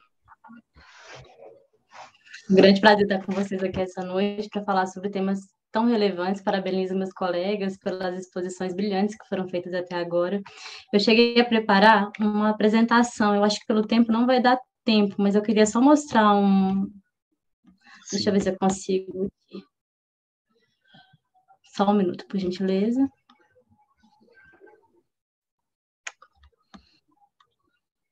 Vocês conseguem ver a tela? Sim, sim. É só mostrar isso que a Sabrina trouxe, né, de falar que a pandemia não acabou e onde nós estamos em emergência dessa pandemia. Esse dado foi do dia 13 de maio, mostrando uma incidência de mais de 517 milhões de casos confirmados de Covid e um dado extremamente alto de mais de 6 milhões de mortes, né, até o mês de maio até agora, e uma vacinação que ainda não abrange toda essa população que necessita de vacinação. No Brasil, apesar de ter um decréscimo da curva, né, quando a gente pensa em incidência da Covid, tanto no Brasil quanto no mundo de forma geral, ainda há que ter a preocupação com relação à pandemia vigente da Covid, preocupar-se e preparar as UTIs brasileiras com novas pandemias que podem vir a acontecer. Isso vem sido um achado e divulgado de forma bastante abrangente nos artigos de forma geral, de como preparar a população, principalmente o equipamento de saúde pública mundial, para receber novas pandemias, já que é uma realidade vigente que pode acontecer. Voltando para o que a Sabrina falou, no dia 2 de maio foi constatado ainda 681 mortes, né, no Brasil. Então, apesar dos números terem abaixado de forma significativa, principalmente com a implementação da vacina, essas mortes ainda continuam acontecendo. Então, essas barreiras que nós temos com relação a cuidados, né, são ainda importantes de serem efetivadas. Com relação ao número de internações, a gente percebe o número diminuído, principalmente depois do pico de janeiro de 2022. Mas ainda é uma preocupação vigente, porque a gente percebe que o número de pacientes que necessitaram de terapia intensiva, né, no auge em maio de 2021, ela vem decrescendo, concomitantemente com o número de vacinações que vem ocorrendo, mas são pacientes que exigem um tempo de permanência maior, né? E esses cuidados voltados para esse paciente ou esse perfil de paciente também são importantes. Lembrando que eu não vou conseguir explanar tudo, mas os pacientes pós a infecção do COVID, eles têm uma tendência ou uma suscetibilidade alta de reinternações, principalmente em decorrências da síndrome pós-COVID, que é muito parecida com a síndrome pós-sepse. E eu vou falar um pouquinho para vocês. Então, diante desses dados, é importante deixar claro que a pandemia não acabou. E para que isso seja controlado, existem vários lançamentos, né, de programas nacionais e internacionais voltados principalmente para a vigilância epidemiológica e ampliação dos testes para COVID. Agora, em março de 2022, foi lançado o Plano Nacional de Expansão de Triagem de Testes para COVID, e agora, no dia 15 também de maio, a CDC, junto com a National Institute, lançou atualizações dos guidelines, confirmando e afirmando a necessidade de manutenção dessas testagens. Voltando para esse objetivo de testagem, por que é tão importante manter a testagem, manter esses cuidados que que nós mantínhamos de vigilância, para que haja principalmente redução do tempo de diagnóstico, né, instituir cuidados adequados para aqueles pacientes que necessitam ali de intervenções, principalmente pacientes moderados a graves, otimizar a ocupação de equipamento de saúde. A gente sabe que teve um desgaste, uma demanda muito ampliada, principalmente de tecnologias duras, interromper a transmissão do vírus, melhorar a precisão de informações, né, melhorar a notificação de casos e direcionar de forma mais adequada as medidas restritivas de circulação, garantindo assim segurança e permitir a retomada de atividades econômicas com segurança. Então, esses programas de ampliação de testagem visam principalmente isso e adequar o programa de SUS junto articulado com a saúde suplementar e a política de imunização nacional. Isso é uma coisa que tem acontecido mundialmente. A testagem hoje no Brasil, ela se torna mais ampla, né? Foi um dificultador no início da pandemia, e a gente demorou com que essa cultura fosse estabelecida. Então, se vocês pegarem o programa que foi lançado agora em março de 2022, vocês vão ver que essa testagem é tão ampliada, tanto para nível de diagnóstico assistencial, com relação à busca ativa, né? E com relação a também a testagem em asilos, em lugares de alto risco de contaminação.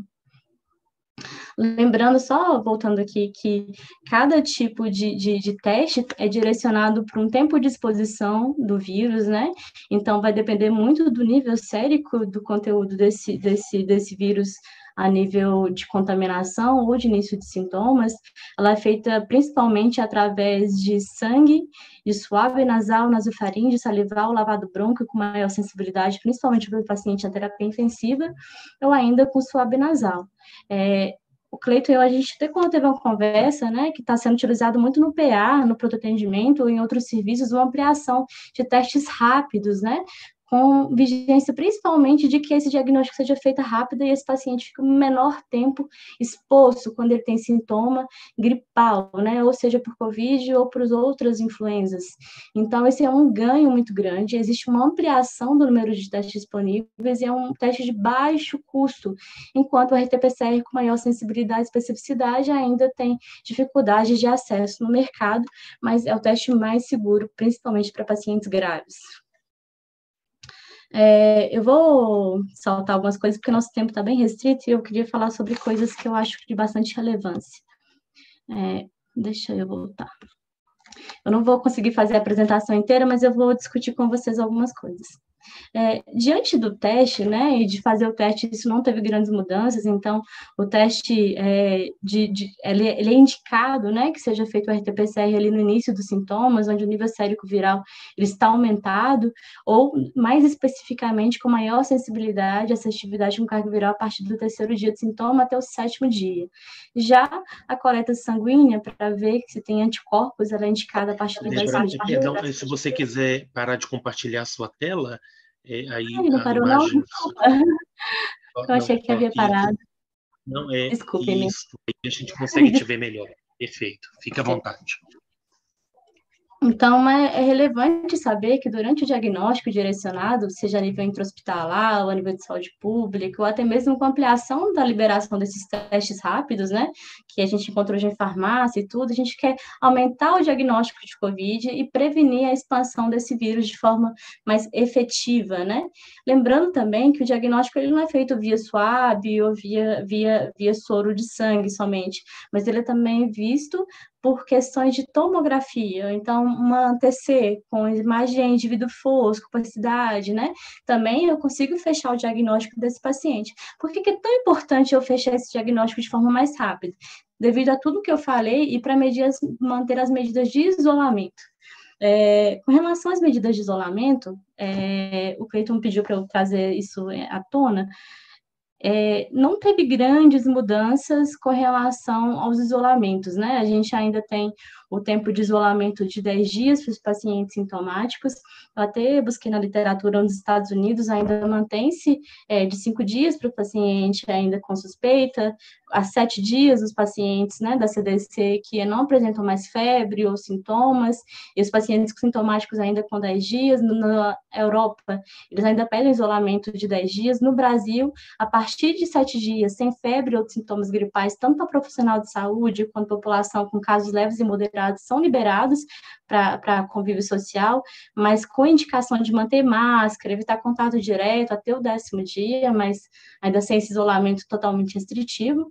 E quando eu penso na terapia intensiva, aí vem um desafio, porque no boom do Covid, onde nós tivemos um número exacerbado de casos, várias UTIs, como a Sabrina experimentou, né, ela teve que ir para uma UTI adulta, porque teve uma expansão muito grande de número de leitos voltados para a CTI respiratório. Hoje não é mais uma realidade. Com a queda de números de Covid, com a necessidade de implementação, principalmente de UTIs clínicas, que a gente vai falar um pouquinho depois, que aumentou também, a gente não tem mais esses leitos de isolamento de forma tão frequente, né?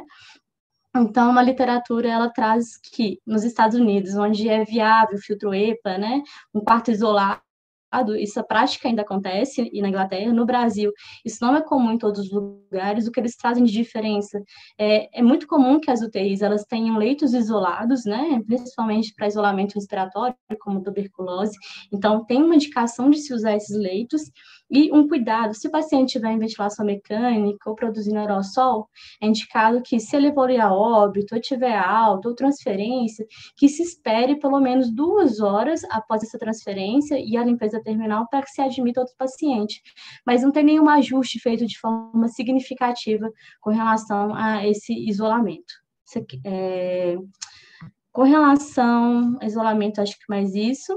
E para pacientes graves, diferente do caso leve e moderado, que a gente vai fazer um isolamento de 10 dias, esse isolamento é estendido. Paciente grave e paciente imunossuprimido. A gente também experimentou durante o pico da pandemia, né, um número exacerbado de pacientes oncológicos, seja TMO, seja oncohemato, seja de, né, um tumor sólido, aumentou muito o número desses pacientes que tiveram COVID com altos índices de mortalidade. Então, para esses pacientes imunossuprimidos, né, principalmente transplantados, é indicado que o isolamento deles seja estendido. Então, o isolamento desses pacientes é feito em torno de 20 dias, assim como pacientes graves. Lembrando que ele só pode sair do isolamento depois de 20 dias quando ele parar de apresentar febre nas últimas 24 horas ou outros sinais gripais. Ou seja, esse isolamento ele ainda pode ser estendido. Deixa eu ver o que mais que a gente tinha preparado. Com relação à tecnologia, né, que a gente teve vários ganhos e que o primeiro professor falou de forma muito, muito abrangente, né, que as tecnologias, elas foram agregadas aos serviços de saúde, a gente adquiriu monitores avançados, ventiladores mecânicos avançados, ventiladores mecânicos de transporte, vários serviços fizeram utilização do ECMO, né, principalmente para os pacientes em SARA, que melhoraram a sobrevida. Eu tive uma experiência particular com isso com uma menina de 15 anos. Essas tecnologias foram incorporadas no serviço das UTIs, mas elas não valem de nada se o profissional não se apropriar daquilo. Não é só se apropriar só tecnicamente, né? Saber mexer no monitor, saber mexer no ventilador mecânico, né? Quais parâmetros aquilo traz para ele, no ultrassom, que a gente usa de maneira bastante ampla na UTI, mas também saber o que fazer diante daquilo, é o que ele expôs inicialmente. Eu tenho que usar tecnologia dura, mas com a tecnologia leve, né? Eu tenho que ter um raciocínio clínico bem adequado, eu tenho que saber onde aprimorar, fazer o diagnóstico de enfermagem e prescrever o cuidado direcionado ao uso daquela tecnologia. Então, a tecnologia foi um boom na terapia intensiva, isso é um fato, eu acho que é uma coisa que chegou para somar mesmo, e não só a tecnologia beira-leito, mas a tecnologia voltada para a telemedicina. Então, a gente experimentou a telemedicina de forma bastante abrangente, viu quanto isso pode agregar conhecimento para o corpo clínico, né, tanto para os enfermeiros, com a equipe multidisciplinar. Então, a expansão de treinamentos, de curso, tanto beira-leito quanto telemedicina, agregou valores para a preparação desses profissionais que ali não estavam totalmente preparados. O último tema que eu queria trazer à tona, já nosso horário está extrapolando, é relacionado à síndrome pós-Covid, né? A gente sabe que hoje é um grande desafio a síndrome pós-Covid e ela é direcionada por 2 cofatores que se agrupam. As decorrências das inflamações sistêmicas causadas pelo próprio Covid, seja a nível de sistema nervoso central, né? Seja a nível pulmonar, a nível renal e outras coisas, que é próprio do Covid, e as sepses ou co-infecções que ocasionaram ali, se transformaram ao COVID ou a sepse viral. Então, esses pacientes, muitas vezes, deles saíram com várias sequelas, sequela pulmonar, né, com inflamação sistêmica, e tem vários relatos com relação à cefaleia crônica, perda de memória, humor deprimido, diminuição de capacidade pulmonar. Então, existem vários rastreios e programas hoje, eu queria elogiar, inclusive, o programa da UFMG, eles fazem um rastreio de todos os pacientes que saem da UTI pós-Covid, fazem um acompanhamento ambulatorial a longo prazo durante o ano para ver quais são as queixas desses pacientes e qual que é o cuidado multiprofissional que pode ser ofertado para a reabilitação.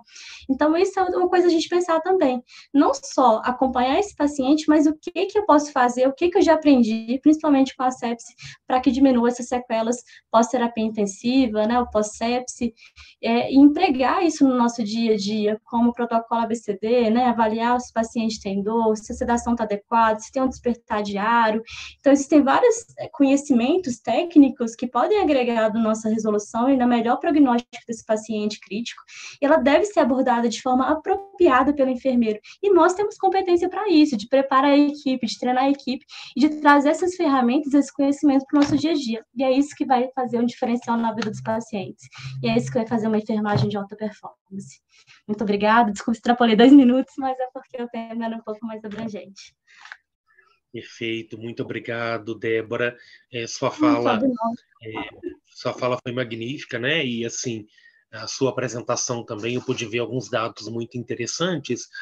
E quando você aborda, nós não podemos realmente falar em só pós-pandemia, nós ainda estamos em período pandêmico, nós inclusive nesse mês agora e nessa semana, nós temos aí toda essa previsão, né? Nós já começamos a ter ciclones hoje, por exemplo, no sul do país, as altas taxas, né, de queda de temperatura, e a gente não pode bobear nisso, de confundir, né, um quadro de uma pneumonia comum com um quadro de uma síndrome inflamatória associada à Covid, em que a gente sabe muito bem que não é um antibiótico que melhora mais esse paciente, é principalmente o suporte ventilatório, o uso de corticoide para aqueles que dependem de oxigênio, e principalmente o monitoramento crítico desse paciente, com avaliação laboratorial, avaliação de imagem e prevenção de danos. Você trouxe isso de uma forma muito clara e é muito importante que tudo isso que a gente, nesses 2 últimos anos, aprendemos, a gente tem que trazer daí para frente. Você traz isso de uma forma muito clara. Os enfermeiros, mais do que nunca, têm que estar à frente da vigilância epidemiológica dentro da UTI, da notificação de agravos, os que são de obrigatoriedade de notificação compulsória, e algo que é fundamental é como que hoje a melhoria das práticas de biossegurança, isso se tornou, né, um pouco mais efetivo dentre todas as nossas equipes. Hoje, por exemplo, a gente já estranha muito um profissional médico ir entubar um paciente sem uso de um óculos de proteção. Ele não precisa, talvez, usar ali uma face shield, mas pelo menos um óculos de proteção, que de preferência ele use uma máscara sem N95, a incorporação dos filtros antimicrobianos e até mesmo do uso da sonda de traquear, que ela tem altos benefícios, principalmente para pacientes com dificuldade ventilatória. Então, eu acho que as pessoas não dão muito valor a passado, né? As pessoas dão muito valor a presente, a futuro, mas o que a gente tem hoje de presente, em grande parte das nossas UTIs, a gente traz profissionais que aprenderam a trabalhar em situações extremas, profissionais que aprenderam muito mais sobre monitorização, vigilância, adaptações de área física e contingência. E você traz algo que é muito relevante, que é essa incorporação também de tecnologias que nós tivemos, principalmente essas tecnologias duras, como monitores, respiradores, equipamentos, né, dispositivos de transporte, e a gente tem sim muitas perdas de vida no período pandêmico, mas nós tivemos muitos ganhos, né? E eu gostaria de chamar a atenção, e hoje eu vou pedir a todos os colegas aqui que participaram que abram as suas câmeras para que a gente possa fazer esse debate final e o encerramento, é que a gente não pode esquecer neste momento a questão dessa transição também, da questão da saúde mental, né? Nós passamos por um confinamento a longo período, as nossas relações não são as mesmas, até dentro do nosso círculo de amizades, e para mim mudou, eu não tenho contato tão frequente com tantas pessoas que eu tinha antes, a gente passa a dar mais valor para algumas situações e a gente encara até o nosso trabalho e a nossa saúde de uma outra forma. Nós vivenciamos como que os pacientes obesos foram afetados por esse vírus, como que a mortalidade deles aumentou, e fica, assim, uma série de recados, né, da manutenção, do estilo de vida, do controle de doenças crônicas. E você tocou num assunto muito importante. Eu vi hoje uma reportagem de uma médica em São Paulo, que é uma médica muito conceituada, ela é professora da USP, alegando que os consultórios de cardiologistas estão lotados, uma alta espera de vagas, justamente porque cardiopatias, doenças cardiovasculares pós-Covid. O vírus ele há uma tem expectativa que aumente em torno de 60% o número de doenças cardiovasculares e AVCs também. Então, como é um vírus, né, tromboembólico, que pode gerar esses trombos até durante um ano, que as pesquisas ainda a gente está aprendendo andando, né? Assim, é muito novo. Então, assim, as sequelas do Covid a longo prazo ainda a gente tem muitas respostas para a gente obter. Mas há, sim, um aumento de acidente vascular encefálico, doenças cardiovasculares, principalmente tromboembólicas. Isso é uma realidade atual e a gente vai ter que aprender a lidar com elas. Como isso vai aumentar e impactar para a saúde pública? E na visão dos nossos profissionais e colaboradores, a gente tem que entender também essa questão, como eu falo, da saúde mental, do bem-estar no trabalho, né, do monitoramento, que vários estudos também apontam o grande número de sequelas em relação a estado de bem-estar, estado emocional, falhas de memória, alterações de comportamento. A gente não pode ignorar essas situações e acolher principalmente esses profissionais, estudantes que hoje manifestam. E está nítido, eu acho que não só para mim, mas para todos vocês, como que nós estamos tendo um aumento também das queixas ligadas a sofrimento mental, seja do trabalhador e seja dos pacientes. Isso nos impacta diariamente. Eu vou abrir aqui, então, eu vou estar lendo o chat e abrir aqui para Laurindo, Sabrina, ver se vocês têm alguma pergunta específica. Olha, eu vou estar lendo aqui no chat, Jorge, Luiz, agradecendo pelas colocações, parabenizando a fala de Sabrina também, né? Estou vendo aqui o Rodrigo. O Rodrigo fala, excelentes colocações da Débora, Covid não faz refletir sobre a necessidade de repensar as práticas de cuidado continuado, o que inclui acompanhamento, monitoramento, desenvolvimento de novas estratégias na atenção aos pacientes pós-Covid. É uma oportunidade de ressignificar o próprio modelo de saúde. E a Paloma fala, gratidão. Caso algum de vocês tenham aí, nesses 45 do segundo tempo, alguma pergunta, algum apontamento, que nós estamos indo aqui para o encerramento da nossa atividade. Passo a palavra aqui aos demais colegas, caso queiram fazer alguma pontuação. Eu queria fazer só um apontamento do Melquiades. Ele falou anteriormente sobre a questão do ultrassom. Eu tive uma prática muito feliz na terapia intensiva, no sentido de que vários pacientes evoluíam com IRA, né? E muitas vezes a gente não sabia se era em decorrência do vírus, se era pré-renal, pós-renal, às vezes não estava chocado, né? Para pensar em um pré-renal. E aí, muitas vezes, antes mesmo de eu chegar, pegar plantão e tudo, o pessoal já falava, Débora, olha, por favor, a bexiga, eu mesmo pegando plantão, falava, nossa, o paciente diminuiu o débito urinário, aumentou a escória renal, vamos lá para a gente verificar, ou para evitar invasões necessárias, via lá e calculava a sonda vesical de alívio, que eu sabia que estava intermitente, de 6 em 6 horas, eu conseguia ampliar a parte do débito urinário, se eu aumentava para 72 a 72 horas. Então, esse ganho, tanto para acessos vasculares, mas para avaliação também, de ficar invadindo o paciente, de gerar dor, desconforto, ele foi muito grande e amplamente utilizado na minha UTI. E que eu percebo que isso agregava para a equipe muitos profissionais, sentiam confiança com relação à tomada de decisões, isso diminuía gastos necessários com sondas vesicais, mas a gente a gente enfrentou um gasto enorme na saúde, né, relacionado ao tempo de internação aumentado, ao uso de ventilação mecânica, de sedação. Então, eu agregava também eficácia e eficiência no cuidado fazendo isso. Então, também diminuía gastos e fazia um cuidado mais direcionado.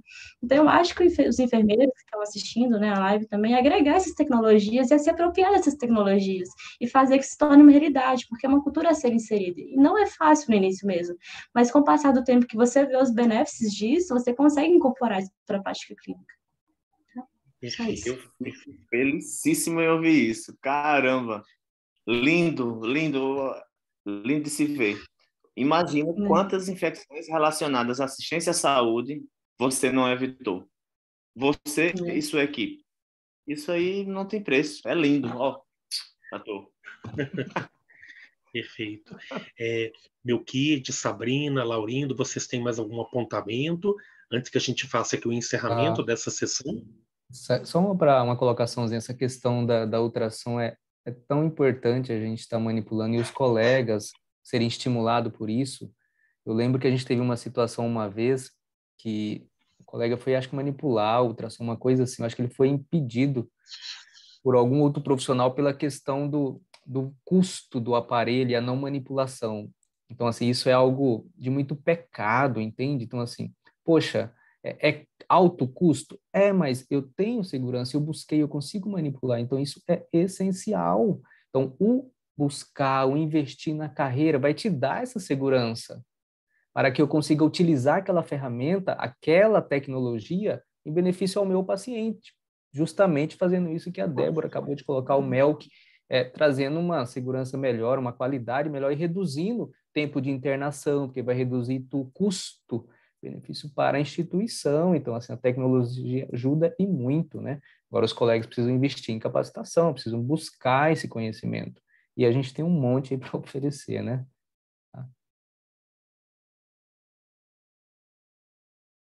Sabrina, deseja complementar algo? Não, eu estou ouvindo e pensando assim, se a gente conseguir plantar, né, uma sementinha, porque eu acho que é só a gente por a gente mesmo, né? Eu vejo, cada vez que eu passava pelo ultrassom, assim, o meu Kia dentro da UTI, eu me lembrava do meu, eu disse, eu queria saber que nem ele sabe. Mas se a gente não começar, né, e a ultrassom é um exemplo que a gente está usando aqui, né, porque a terapia intensiva nos traz muitas tecnologias. E a gente tem muito modos de fazer diferente. Mas se a gente não encarar, né, nunca. E às vezes eu estou ouvindo os guris falar, estou ouvindo vocês falar e pensando, nossa, se a gente pudesse plantar, né, essa sementinha, né? Vamos fazer por a gente. Vamos ser o melhor enfermeiro, né? Isso é importante, assim, que isso não se limita. A gente tem algo assim que é fundamental, que o conhecimento ele não se limita a uma categoria. E hoje ainda tem médicos daquela formação antiga que tem esse raciocínio, que o enfermeiro ele é subserviente e tal. Isso é um pensamento antigo. A gente está num momento contemporâneo, os mundos mudaram, a gente está transitando no momento pós-pandemia, então isso não funciona mais, né? Então o conhecimento ele é aberto para todo mundo. Então aquilo que a Sabrina colocou, poxa, mas tem colegas nossos mesmo que criticam. Poxa, mas você está buscando algo a mais para que nós sejamos mais sobrecarregados? Poxa, mas isso... E não sabe pensar assim, qual que é o benefício disso para o meu paciente?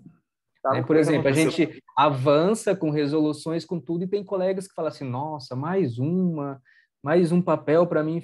Poxa, isso é importantíssimo, esses avanços. Nós precisamos melhorar ainda mais essas políticas dentro da nossa categoria, para que a gente vai cada dia mais conquistando o nosso espaço, mais do que a gente conquistou nesse momento pandêmico. E quanto que foi escancarada a importância do nosso papel, né, da nossa equipe em si, principalmente da nossa especialidade, né, que é a terapia intensiva. Importante você tocar nesse ponto, Laurindo, que, por exemplo, lá na UTI Covid, a maior parte das vezes em que eu me via com o aparelho de ultrassom era no meu horário do almoço. Porque eu matava o meu horário do almoço para não acontecer exatamente o que Sabrina citou. Porque, teoricamente, eu não estaria evoluindo o paciente, teoricamente, eu não estaria fazendo alguma atividade burocrática que muitas vezes nem era nossa, e eu não estava em sincronia com a minha dupla. Então, para evitar isso, o que é que eu fazia? A gente tinha 1h30, 2 horas de almoço, em termos de paramentação, tomar banho, voltar e tal. Eu matava meia hora, 40 minutos em cada horário de almoço meu, para eu ficar ali com o meu paciente, para examinar meu paciente à vontade, sem pressão, sem cara feia de ninguém. E foi assim que eu fui me envolvendo com o ultrassom, tá? E fui me envolvendo e fui apurando o olhar com relação a isso. Então, essa força motriz, que Sabrina também falou, que a Débora falou brilhantemente, essa força motriz está dentro de nós mesmos. É a gente querer transformar aquele ambiente ao nosso redor. É a gente querer ser o melhor de nós mesmos, de fazer a melhor entrega do cuidado. Então, essa força motriz, ninguém tira de mim. Ela é intrínseca a mim. Ela faz parte do meu ser enfermeiro intensivista. Então, por isso que eu não me arrependo nenhuma das vezes que eu deixei de sair mais cedo, que eu protelei o meu horário do almoço para ficar um pouquinho mais com o meu paciente, para examiná-lo calmamente e decidir melhor sobre aquilo que eu queria fazer com ele. Não me arrependo nenhuma das vezes. Perfeito, perfeito. E eu queria deixar uma mensagem final, primeiro de agradecer a todos pela participação, né, em nome do nosso departamento de enfermagem da MIB, doutora Renata Pietro, que não está aqui conosco, né, e nos conduziu aqui a esse momento também no planejamento desta atividade, né, preparação, e agradecer a presença de cada um de vocês aqui. E eu acho que o que fica muito como mensagem, que nós somos sobreviventes, né, desse processo pandêmico, nós perdemos vários enfermeiros, médicos, técnicos, familiares, e aí é importante que quando você sai de uma guerra, quando você sai de uma luta, de uma batalha, e você se considera um sobrevivente, geralmente você tem que rever assim, o que eu não fiz, que eu posso fazer. Que limitações que eu tinha, até lá mesmo, como essa paramentação completa, a dificuldade até para ir ao banheiro, de beber água, e o que você transforma isso hoje em melhoria? Que a gente, quando sai, e nós saímos muito mais fortes desse processo, e nós estamos muito mais preparados para próximas pandemias também. Então, a boa notícia que a gente traz é essa. A gente tem infinitamente dor e tristeza em várias famílias e em vários serviços por perda de profissionais, mas a gente tem também muitos ganhos. Nós temos aí que melhorar, que não há como alguém sair desse processo sem estar se sentindo um pouco mais forte. E principalmente acreditar em algo que no nosso país ficou tão evidente, que é a confiar em informações que são lícitas, que vêm de prática baseada em evidência, em confiar na vacinação, em confiar no uso de máscara e acreditar que o nosso trabalho ele é importante para a população. Porque o que vai fazer a gente melhorar a nossa prática, em primeiro lugar, é a gente acreditar que o nosso trabalho é importante. Que essa melhoria ela começa, sim, a instituição tem um dever, mas ela começa a partir do desempenho também individual de cada um de nós e da nossa vontade de trabalhar em conjunto e produzir algo a mais. Não só para a instituição, para os pacientes, mas para que a gente também sinta uma evolução e progressão profissional. Então, deixo aqui meu muito obrigado a todos vocês, né? A gente conclui e a gente, quando falo muito obrigado, é de coração, porque a gente hoje, talvez um dos maiores valores que a gente tem hoje é o tempo, e a gente sabe como que o tempo ele é difícil para cada um de nós, e a dedicação de cada um de vocês, ouvintes, palestrantes, equipe de apoio. Eu deixo aqui o nosso muito obrigado em nome do departamento. Parabéns a todos os profissionais de enfermagem, né, e que a gente possa ser cada dia mais feliz, né, e se sentir mais útil também. Gratidão, um obrigado. A nossa foto, não sei se a Gislene aqui conseguiu fazer, mas a nossa foto aqui é importante também. Essa foto, por favor. Isso, né, Melqui? Você já tirou a foto, Melqui? Já, né? Então tá. Perfeito. Porque durante a pandemia a gente aprendeu isso também. É importante manter câmera aberta, né? Nos treinamentos, nas aulas, nas reuniões. Então, manter câmera aberta hoje não é para qualquer um. Nós somos fortes de manter câmera aberta. Gratidão a todos vocês. Obrigado aí a todo o público que esteve conosco e até o nosso próximo encontro. Convido todos vocês a visitarem a página da MIB e da BENT. Inclusive, nós temos essa semana a realização do Congresso Luso-Brasileiro. Ainda dá tempo de se inscrever para quem tiver interesse e acompanhe nas páginas, nas redes sociais, todos os eventos que são programados. Um abraço a todos e boa noite. Tchau. Boa noite, gente. Obrigada.